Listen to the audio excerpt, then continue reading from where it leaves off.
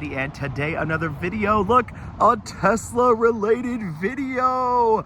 That's right. I just wanted to show this to you because if you look here over my shoulders, look at all these Electrify America chargers. 1, 2, 3, 4, 5, 6, 7, 8 different chargers. This is the first time I've ever seen Electrify America outnumber the number of Tesla chargers anywhere. We are in Novato, California. And if you look at the Tesla chargers of 1, 2, 3, 4, 5, 6, 7, 8, and 8 Electrify Americas. The interesting thing about it is, and I wanted to kind of show it to you, is that Teslas all have a standard charging plug on the back driver's side corner, right? Well, the problem is with every other car is that they don't have a standardized plug yet. Now, the NACS, the North America Charging Standard, is coming soon, which is going to be exciting, and all cars will have the same plug, but location of the plug is very important. And that's really what piqued my interest about this particular charging station in general. The thing about it is that all of these cars that are over here behind me, and we'll take a little walk, have different charging port locations. And that's a big problem in the EV community.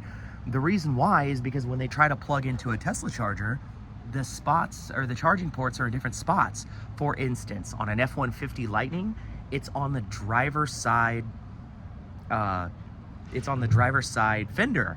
Well, if you have your Tesla charger here and your charger is on this side, you're this far away from it, there's no way that cable is going to reach.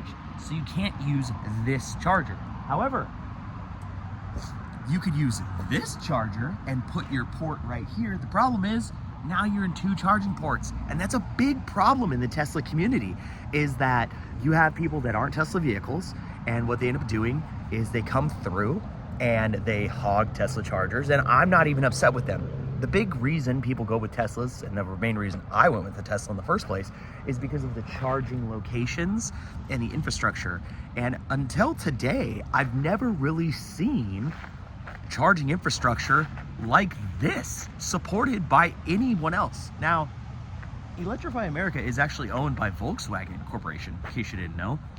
And it's interesting because it's cool to see these type of high quality chargers. And we'll just wander over this way.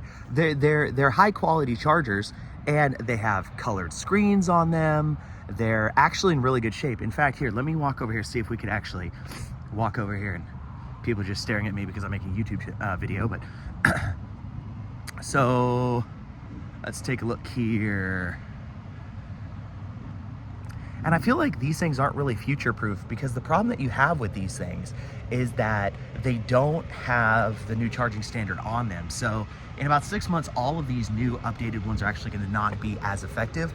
So it says it goes up to 350 kilowatts. I don't know if these people are getting 350 kilowatts, but the effective part of this whole thing is that these are working. This is a big deal. It works. And that's the big problem that they have with Electrify America, is that most of the time it just doesn't work. And that's a big problem for a lot of people, unfortunately, is it doesn't work. And I'm curious to see, as manufacturers get away from EVs and they tend to, start pulling back, like the Lightning's going away. If the Lightning's going away, I guarantee you the Mach-E is going to go away. I can guarantee you that. No way are they going to take everything that they did for the Lightning and keep the Mach-E going when the Mach-E is nowhere even near successful as F-150 Lightning.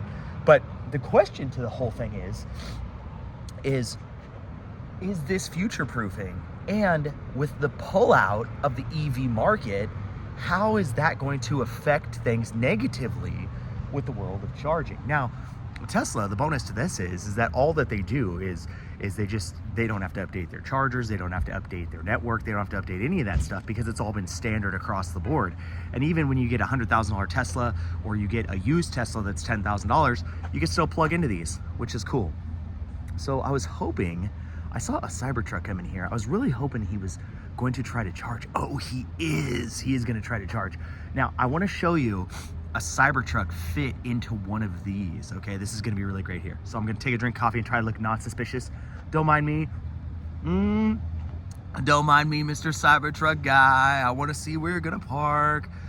So the Cybertruck also has charging in the exact same spot that every other Tesla EV has charging in. Back left corner. So you'll see sometimes guys like this, they tend to struggle to back up a little bit, but it's because it's a big vehicle, you know? But you could kind of see he plugs in, it's absolutely no problem. Now, if this would have been an F-150 or this would have been a Mach-E or anything else, there probably would have been a little bit more of an issue happening with him trying to get into a charging port. And that's why you have these chargers right here. These are through chargers. Now, why would you need a through charger?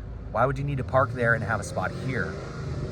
The reason why you need to have both is because if you are a Cybertruck and you're pulling a trailer, like a boat or something like that, or a mobile home or anything like that, you don't want to have to unhook to charge. Tesla's thought of that. Once again, the Tesla charging infrastructure is important. Anyways, I just wanted to show you guys this. It's really cool. Sorry to hear me rambling. Definitely like and subscribe, and I'll catch you next time. Ride hard.